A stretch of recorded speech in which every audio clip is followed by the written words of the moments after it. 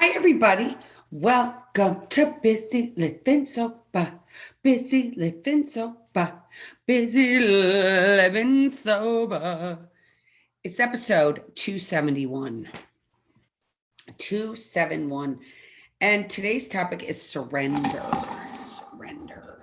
That's so big, daunting word. Surrender, right? Surrender. And the definition, I always like to do this, is the definition. We're going to go to the dictionary app on my phone and we're going to look up the word surrender. And surrender means, let's see, to yield to the possession or power of another, deliver up possession of on demand or under duress, to give up as to the police, to give up to some influence, course, emotion, to give up, abandon, relinquish, to yield or resign, to give oneself up as into the power of another, submit or yield. And that's the verb version. And I like that verb version. We think that I think that we think, I can only say what I think. So I think that when I was drinking and the thought of giving up booze was like, I might as well take this, put it in my heart. It's done. I can't. There's no way. I'm going to surrender and just live life without booze. Shit. It sounds like hell on earth. Who wants to do that? That's surrendering of alcohol. We think, at least I thought, no more fun. Surrendering means no more fun. It means my life is going to suck, that life is over. There's no more party. There's no more living life the way I was living it for so long. That was over. So that means that's what surrender meant to me. I was like, okay, this whole gig that I've had is up. It's done. And now what's going to happen? I'm going to surrender. My life's over. And it's like, okay, so my life is over if I continue, if I go and I get sober. And then the craziest thing is that I'm killing myself with booze. So I'm going to die this way. So I'm going to die drunk, miserable, shitting myself, pissing myself, feeling like horrible. I have that going on if I keep drinking, or I surrender to this life that's going to be horrible. Okay, so it seems like it's like, who wants door 1 or 2? Not me, right? Not me, not my addiction. I don't want 1 or 2. Thank you. Where's door number 3? Where's the thing that I take the pill or I get the shot or I do the thing that makes it all better? Where's that door? Why isn't that ever offered to me? Nobody says, oh, wait, I'm going to give you this and your life's going to be perfect and you're going to be happy and you're going to be joyous and you're going to be free. And it doesn't work like that. It doesn't work like that. And the craziest thing is that you have to surrender to win this thing called life. I swear you have to surrender. And that doesn't even mean, and if you do surrender, it still doesn't mean your life's going to be all roses all the time by any stretch of the imagination. It's not going to be beautiful all the time, but it is going to be better. And you might say, I don't believe you. And when I was thinking about getting sober, I didn't really believe anybody either. I thought, this is going to be the shit. My life is over. I'm the dredge of society. Because even though we live in 2021, the alcoholic is still, a problem. Where I live where I play golf, not where I live, where I play golf, there's so many people there that are like, that's all they care about is drinking. They came here, they're at their last stop on the bus and they just want to drink their life away and be miserable. They're not even happy. That's not for me. But it bodes to what I was saying. Like, either we're going to keep going this life where we're miserable, unhappy, just get me, pour me another drink, or I'm going to say the buck stops here and I'm ready to change. I'm ready to get into action. I'm ready to fall on that sword. And I don't mean really falling on the sword, but I mean that it is, it's saying I am going to do whatever it takes to get better. First thing I'm going to do is I'm going to ask for help, which takes a lot of chutzpah. It takes a lot of chutzpah to ask for help. It's interesting. I just saw this thing. and even somebody even mentioned to me, they're like, did you see that Jessica Simpson's sober? I don't know how much time she has. I mean, I guess I could look it up on the internet right now, but does it really matter? Maybe 6 years she's been sober or something. And she was celebrating it. And she was like so happy that people were happy for her. And I wanted, and my thought was, why wouldn't we be happy for her? Why aren't we happy for people that get sober? Why don't we want to throw out the huge red carpet and say, oh my God, you're a rock star. She is a rock star. And but really Jessica Simpson represents somebody that's just like us. She has a job that pays for her food, her home, everything else. And she realized that her and alcohol did not mix, and she needed to get help, and she needed to go into treatment. And of course, she should be celebrated. Every person, I don't care what your job is, if you're an entertainer or if you're the person who cleans up people at an old age community. You know, in fact, the person who works at the old age community or the assisted living facility, they should get more kudos for quitting than the person who's the entertainer, I think, in some ways. I mean, not like I want to make this a pissing match, to be completely honest. It doesn't matter. Every person that gets sober that has a dream realm should be celebrated. It's a big freaking deal because we have this big ego. And you're like, ego. Yeah, I've heard that word ego. Like ego is easing God out. Ego is me thinking more of myself than what I am. Ego is this thing that's like, yeah, I got this. I'm doing life. I'm great. But in reality, we aren't great. You know, I have, my whole thing is on the outside for many, many, many years. I walked around and said, yeah, I'm great. How you doing? I'm great. I just got divorced. I got no money. I got no real thing to fall back on. I got 3 kids to feed. I'm doing great. I am freaking fabulous. Give me another dirty martini. Life is so amazing. What a full of shit was I. I was so full of shit. It wasn't even funny. I was not okay. On the contrary, I was drinking myself into oblivion. I didn't want to have one feeling because I thought I'd have a feeling and I'd break into a million pieces like Humpty Dumpty. I was so scared. I was so fucking scared. I don't even think there was that word that I could say that I had anxiety, because I don't even think that word might have been invented, but not to describe someone's thought process or where somebody was in their lives. But I was so scared. I had so many feelings. They were so overwhelming that I couldn't ask for help. And there's so many people that are like that in this world, that they're scared of what someone's going to say to them if they reach out for help. They're scared of what the outcome is going to be if they say, you know what, the gig's up. I can't do this. They're scared to be standing there naked. We're scared to be standing there naked with our emotions, with standing there and going, you know what, my ego's not working anymore and I don't have anything and I'm falling apart in my life. I'm falling apart. My life is falling apart. I don't know what to do. I'm stuck and I'm broken and I don't know what to do. I know that I've been drinking too much, and if I keep drinking, things aren't going to get any better. They're just going to get worse, because I've been doing this long enough that I know that this drinking thing, it works for a couple of minutes and then it's gone and it doesn't work anymore.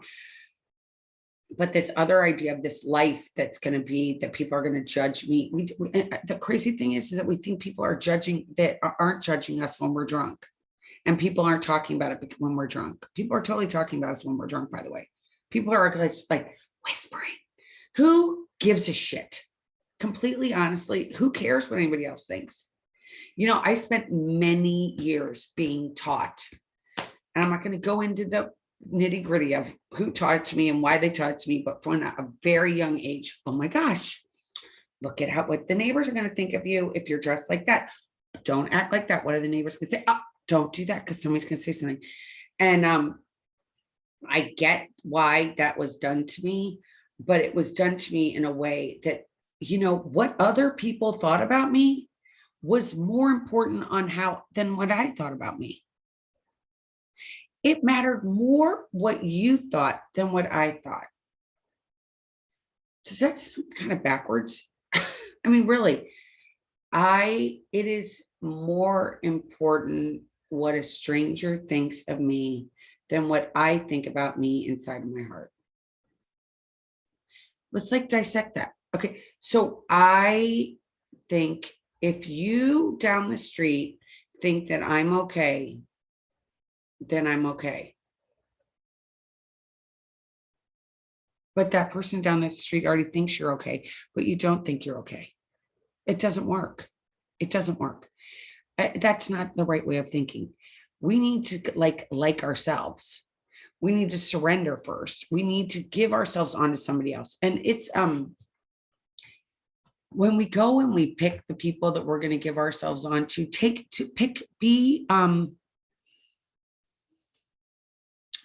your time picking a person. Find somebody that has something that you want, but at the same time, don't put them up higher than you. And you're gonna be like, wait a minute, what does that mean? So, we put people on pedestals. At least I do. So I remember growing up, we would put the doctor on a pedestal because the doctor knows everything. Doctors don't know everything. Psychiatrists, they don't know everything. Therapists, they don't know everything. They're all human. They just went to school to study something a little bit more than we did. But does that make them God in what they say to be permanently important in your life? Not necessarily. Differentiating. The real most important thing is find somebody to walk you through this for the first year. That's my biggest thing. I got to tell you. And you're like, wait a minute, why do I need somebody to walk me through this for my first year? Because really having somebody to be accountable is important. I can tell you when you do Weight Watchers, at least when I've done Weight Watchers in the past, obviously I haven't done it recently, but when I did it a long time ago, and when I did Jenny Craig, and when I did I do? Oh, I did. I've done a bunch of diets in my life. So whenever I did a diet, they'd give you someone, right? That would be your accountable coach. Now, if you do things online, you put them in here in your computer and you say, this is what I ate. And then the person can write to you. It's probably computer generated that says, oh, you're doing a good job. But you're accountable to something that says, oh, look, you did this. It gives you a little star.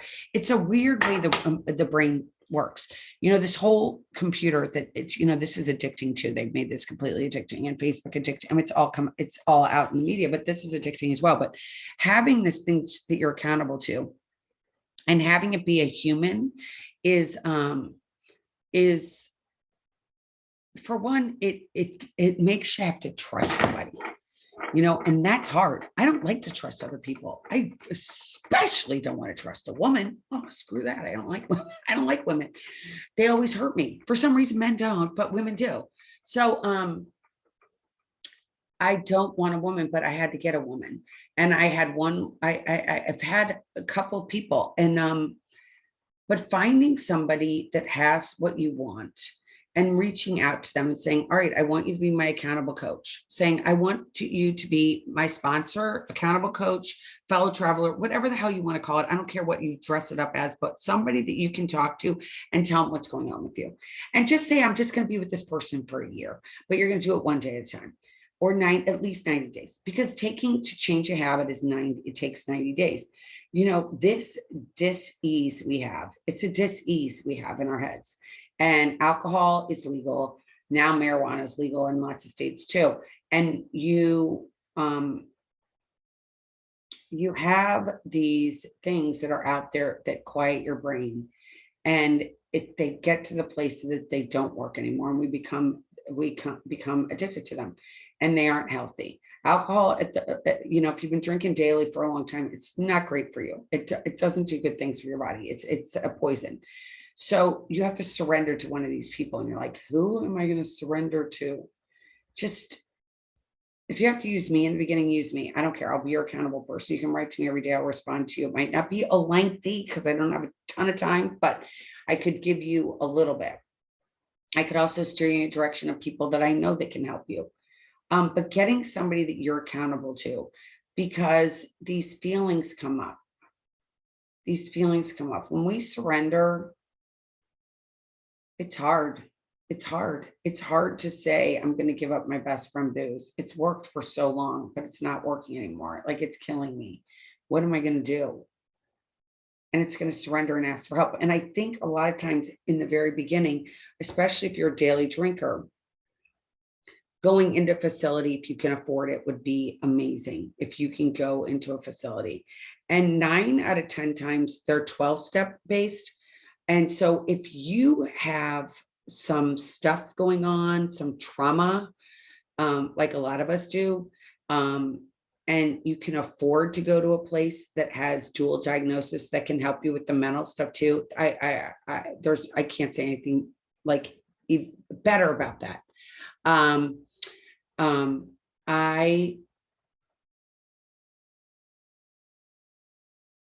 I believe that taking the time to take care of ourselves can take up to a year. It can take up to a year to figure out the way we tick. It's a really, this disease is so cunning, baffling, and powerful. And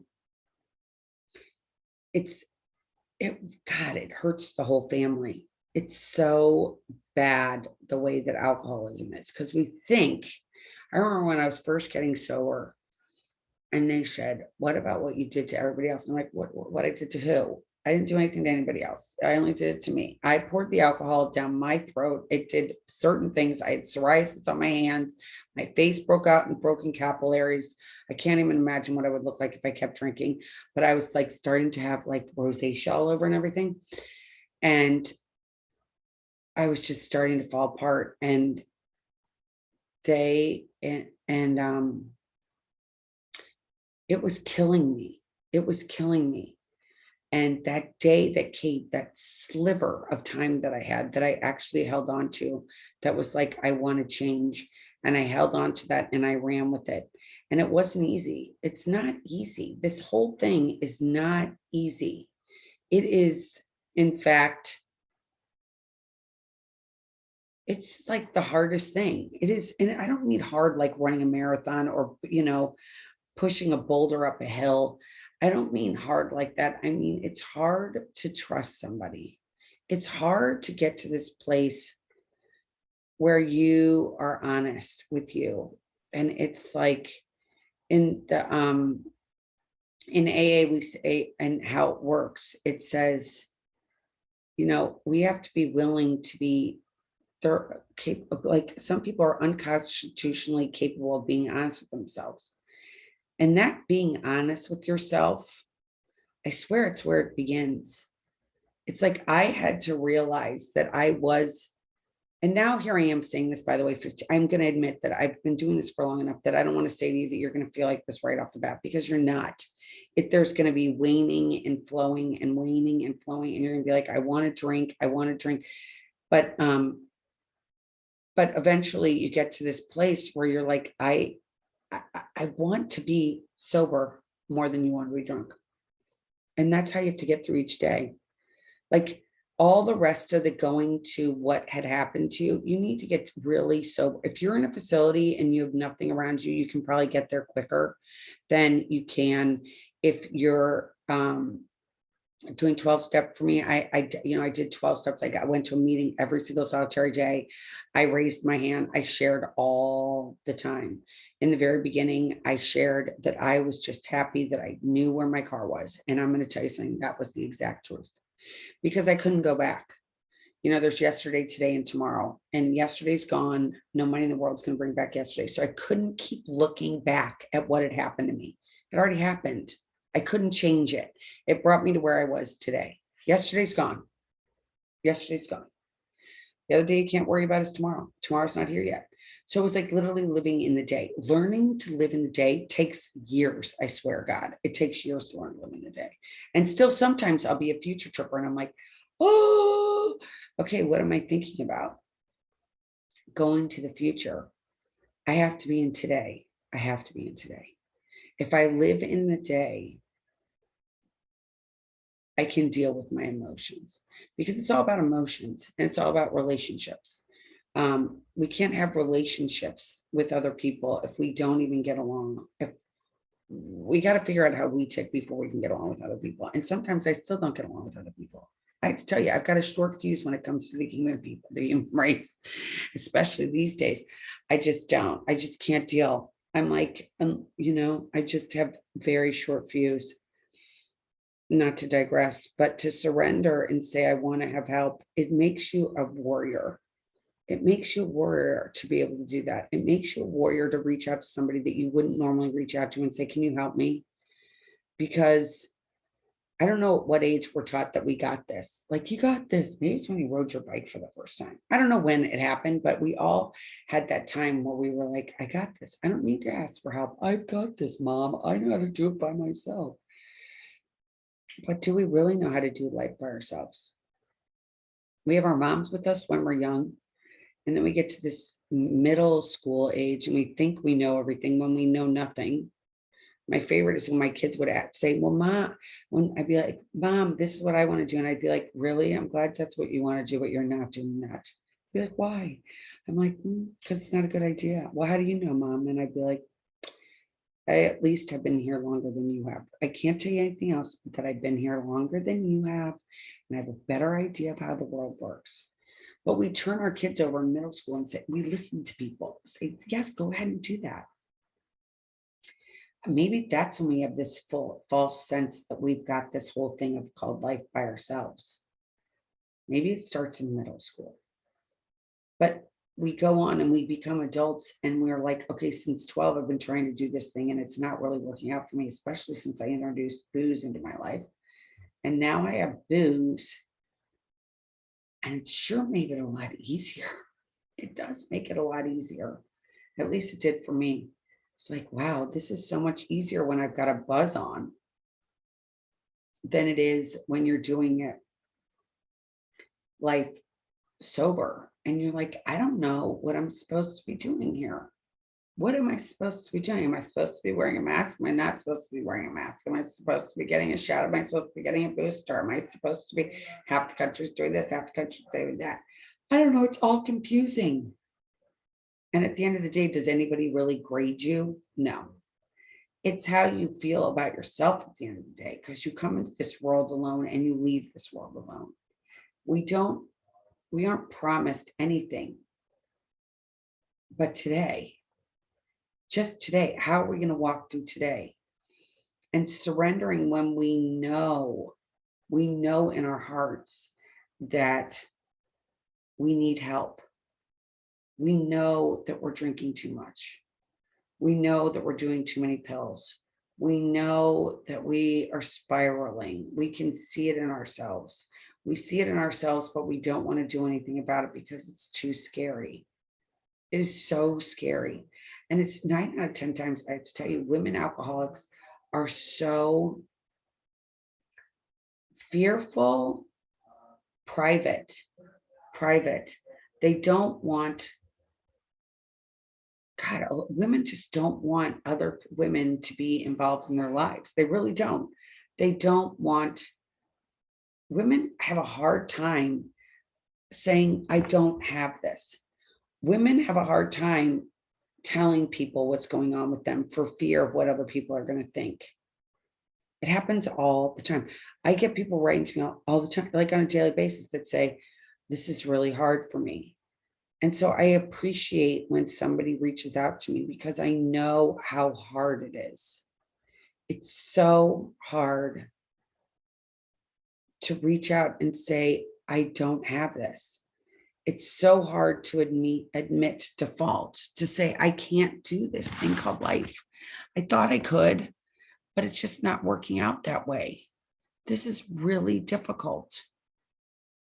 I need help. I'm having a hard time. It's really, really amazing when someone takes that first step, to watch someone take that first step. And it's like when you ride the bike for the first time. I was talking about riding a bike. You learn how to ride a bike and you learn how to ride a bike and you're kind of wobbly for the first couple times. It's like sobriety. In the beginning, it's really hard because you sit here and you sometimes think to yourself, I remember being in the beginning and looking at a glass of wine going, God, that would be so good. But then playing the tape. And you might think to yourself, what are you talking about, the tape? So I can think in my brain the tape of what my life was like when I was drinking. So I play the tape. So if I go and I have that glass of wine, I have one glass of wine. This is where I can remember this still to this day. I have the one glass of wine.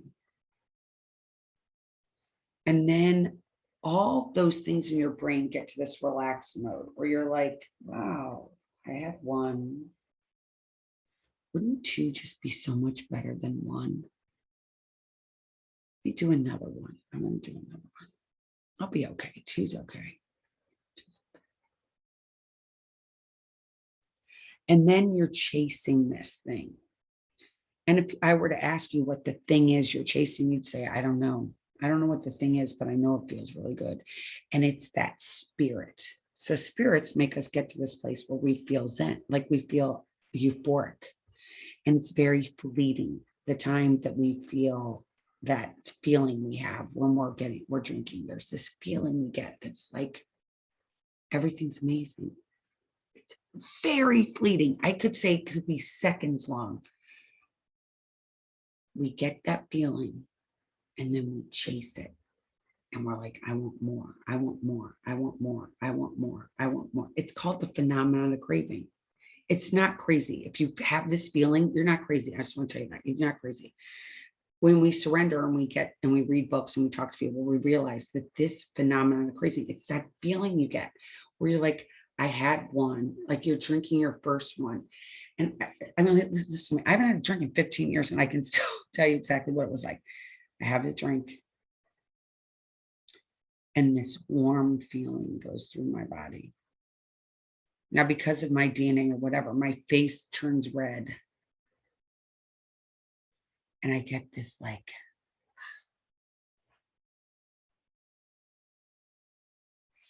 and then you're like, God, that's so good.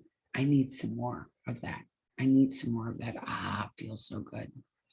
And then we have another one. And then we have another one. And then we have another one. And then we have another one. And then fuck it, we're done. 47 in. And I'm like, holy shit. What? And you wake up the next day and you're like, how did that happen again? What did I just do? I thought I was only gonna have one. What happened? I don't know where my car is. Who's that guy or girl or whatever? Oh my God. Where's my car? What did I do? Who did I say? Who did I hurt? I guess today you would have to go and look at your whole phone and be like, oh my God, did I do this? Did I call this? I don't remember saying this. And then we hate ourselves. We're like, shit, why did I do that again? I hate myself. I know I drink too much. Fuck. In my head, I'm going to. I drink too much. Do I not drink too much? Am I an alcoholic? Is this what an alcoholic is?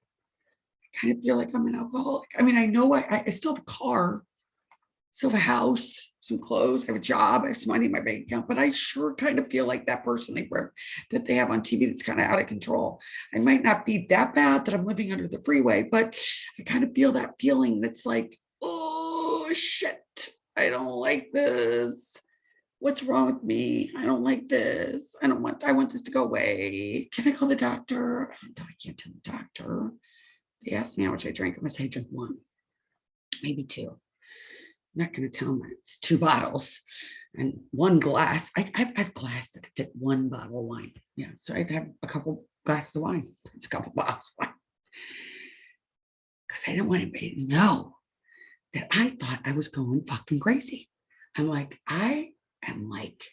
I thought this is a normal thing people did, like this drinking thing. Everybody does it. It's all over TV. They have like beer commercials, these wine commercials. It looks so pretty. I watch the fucking housewives. They all look so crazy and good. And I'm like, what? I don't look like that when I drink. I don't have cameras following me, thank God. But I know that I'm in a place and I don't know what to do. And then I know that there's this thing that they have out there and it's called AA. It's got some major stigmas associated with it. And I don't want to be one of them. No. No. But I don't want to be one of them. But what am I going to do with this thing? Because I don't like the way I feel every time I go out and I drink. I just want to be with my girlfriends, and I felt like they do in like the movies on TV, and like some of my friends could do. I want to be like that, but for some reason, why do I always push it? I hate myself afterwards. I hate the way my kids look at me. I hate the way my spouse looks at me. I hate the way my partner looks at me. I hate the way I'm going to go to work. And do I smell like I did last night? I took a shower. I swear I did. But my head is killing me. I'm not thinking clearly. What's wrong with me? What's wrong with me? And then we feel like that. And then another day comes and we get dried out one more day. We get dried out. We don't drink that night. We're like, we're not going to drink. I'm not drinking tonight. I'm not drinking tonight. I'm good. I'm good. I'm good. I'm good. I'm not going to drink tonight. And maybe even tomorrow, I'm not going to drink. I'm not going to drink tomorrow. I'm not going to drink tomorrow. Because it's Thursday, Friday. Friday, I can just have pizza day. I can just stay in my pajamas. Saturday comes. And guess what? There's a football game. There's a college game on. It's a big deal. My team's playing. Or I'm supposed to go to this party. Or I have a wedding. How am I going to do that? How am I not going to drink? But and this is all in our heads, by the way. We're not talking to anybody about this. This is all in our heads that we're having these thoughts. And I want to go to this wedding, or I want to go to this tailgate. I want to go to this football game. I want to go on this girls' trip. But shit, I can't do this. I feel like so bad afterwards. And then I've got these kids, gosh, like they have these funny reels today. And they're like, I gave birth to humans. Yes, you gave birth to humans. And you're like, and I am supposed to manage these humans. And I feel like I'd rather just go put a gun to my head because I feel like shit. Because every time I drink, I push it. And then I'm in my head about how I pushed it. And I'm supposed to go to this thing tonight. Now am I going to do this? Oh my God. And it's this spiral. And it goes on and on and on. And it's funny, it's November now. So we've got 2 weeks to Thanksgiving. Who wants to get sober Thanksgiving? Fuck that. I got to be around my family. No way. I'm not doing that. I got to keep drinking. And then there's Christmas. I obviously have tons of Christmas parties and can't do that. And the reality is there's no really great time to surrender. It's when you're ready to surrender. It's ready when you're ready to say, I can't do this anymore. It's ready when you can say, what Sally thinks, what my mom thinks, what my brother thinks, what my sister thinks, what everybody else thinks, I can't worry about. And I got to do this for me. Because, I'm getting up there in age, or I'm young, wherever age you are, because it's never good age, right? It's never good age. Nothing's ever good. Nothing's ever perfect. But when you get to that place that you're like, I got to surrender. How am I going to do it? And doing it alone is really hard. And I would not recommend it to anyone. I wouldn't recommend it to anyone. I definitely find somebody to walk this path with. And if you want it to be me for the beginning and I can help you steer you in the right direction, I can steer you to a Zoom AA meeting that I started in the cloud. And I started that back when COVID started, and you can be in your own living room in your pajamas. You don't even have to have your name on there. All you have to do is sign on. It's very easy, very anonymous, you can be a voyeur. But taking this time to surrender, to really surrender and say, I am willing to do whatever it takes. And I'm not going to drink just one day at a time, each day, just today. All right. I'm not going to drink the rest of today. I can do it. It's Wednesday. I'm not going to drink today. And then you're going to do the same thing tomorrow. You're going to get up tomorrow. You're going to say, I'm not going to drink today. And a big thing for me, when you surrender, God is huge. God's huge. I can't tell you, God's huge. I still thank God when I go to bed. Thank you, God. I always go, thank you, God, for keeping me sober. I don't get on my knees. I don't do anything crazy. I just lay in bed and I just go like this. And I do the cross myself. Thank you, God, for keeping me sober. And in the morning, when I'm brushing my teeth, God, please help me not drink today. God, help me, please not drink today. And we do that one day at a time. And we do the same thing over and over and over again. And we do that till we get about a year. We got to firmly plant our tree in this thing called sobriety and see how we like it. And we got to feed it and we got to give it Miracle Grow. And you have to find something else you like to drink besides booze. For me, I drink kombucha. I drink half kombucha with Synergy. I like the Synergy kombucha with a Pellegrino. I mix because I don't like how strong it is. I like just a little flavor. So surrendering is tough. I get it. I've been there. You're not alone. Please reach out to me if you need to talk because I'm here. I promise I'll write you back. I promise. You can reach me at Bizzy, Bizzy, at BizzyLivingSober.com. Or you can reach me at Elizabeth at ElizabethChance.com. Both go to the same email address. Isn't that crazy? I get it all in the same box. And reach out to me and I promise I will write you back. Just don't do this by yourself. It's so hard. It's so hard. Try, if you want to try a meeting and you don't want to reach out to me, you go to my website. It's under Morning Hope. It says Morning Hope. That's what it's at 8:00 in the morning, Eastern Standard Time, 7 days a week. Eastern Standard Time, 7 days a week. It's called Bizzy Living Sober. So, it's called Morning Hope under Bizzy Living Sober. BizzyLivingSober.com, ElizabethChance.com. It all gets you to the same place. It's even Bizzy Living Life. Bizzy Living Life. A good friend of mine, Amanda, said, why don't you call it Bizzy Living Life? So maybe people like that. It's easier. It doesn't have to have the sobriety in it. So there you go. I'm going to have Bizzy Living Life. And Bizzy Living Life is all about getting busy living life today and not with booze. It's breaking up with booze and feeling okay with it and knowing that you are not alone. Reach out, go to Morning Hope. If you want to try out a meeting and you want to see what it's like, go to Morning Hope. It has the Zoom info on it. There's no password. There's just a number, 8 a.m. Eastern Standard Time, every day of the week. I'm not there every day. I'm going to be there tomorrow, Thursday, and I'm going to be there Saturday and Sunday of this weekend.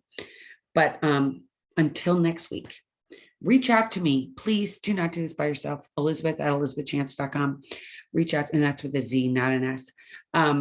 Reach out to me and know that you're not alone. And until next week, keep getting busy, living. Bye-bye, everybody. Take care.